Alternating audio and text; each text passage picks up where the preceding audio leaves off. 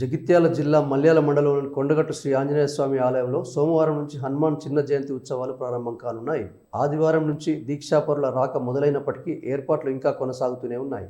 వివిధ జిల్లాల నుంచి కాలినడకన దీక్షాపరులు శ్రీరామ జయరామ జయరామ అంటూ కొండగట్టుకు తరలి రావడంతో కాషాయ శోభను సంతరించుకుంటుంది. ఆలయ పరిసరాల్లో విద్యుత్ దీపాలంకరణ చేస్తున్నారు. నా పేరు కోనె మధుకర్, మాది జయశంకర్ డిస్టిక్ కాటారం మండల్, విలేజ్ వచ్చేసి గుండాత్పల్లి. మేము ఈరోజు మాల విరమణ చేయడానికి కొండగట్టుకు రావడం జరిగింది.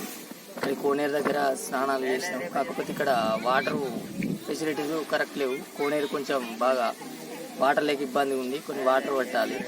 అలాగే కొబ్బరికాయలు బట్టలు వేస్తారు, అలా లేకుండా క్లీన్గా ఉండేలాగా కొంచెం సిబ్బంది చూసుకోవాలి. నెక్స్ట్ రేపు విరమణకి ఇంకెక్కువ మంది భక్తులు వస్తారు కాబట్టి కొంచెం ఎలాంటి ఇబ్బంది లేకుండా చర్యలు తీసుకోవాలని కోరుకుంటాను. చేస్తున్నాం ఆల్రెడీ. నీరు డైలీ వైజ్గా ఫ్రెష్ వాటర్ పట్టాలి.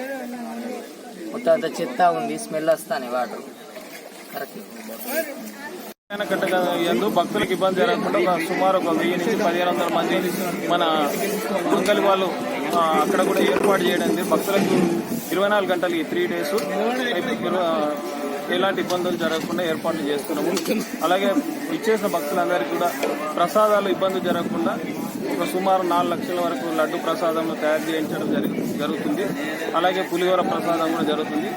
కౌంటర్స్ కూడా అక్కడ వై జంక్షన్ దగ్గర ఒక 12 కౌంటర్స్ ఇప్పుడు ప్రజెంట్ ఏర్పాటు చేయడం జరిగింది. ఇంకా అదనంగా కూడా ఒక 3 కౌంటర్స్ ఏర్పాటు చేసి వచ్చేసిన భక్తులకు లడ్డు ప్రసాదాలు ఎలాంటి ఇబ్బందులు జరగకుండా చూస్తాం. అలాగే మన పారిశుద్ధ్యం గురించి కూడా ప్రత్యేక శ్రద్ధ వహించి టెంపుల్ ప్రిన్సెస్ అంతా కూడా ఎల్లప్పుడూ శుభ్రంగా ఉండేటందుకు సిబ్బందిని 3 షిఫ్ట్ల ప్రకారంగా ఏర్పాటు చేయడం జరిగింది.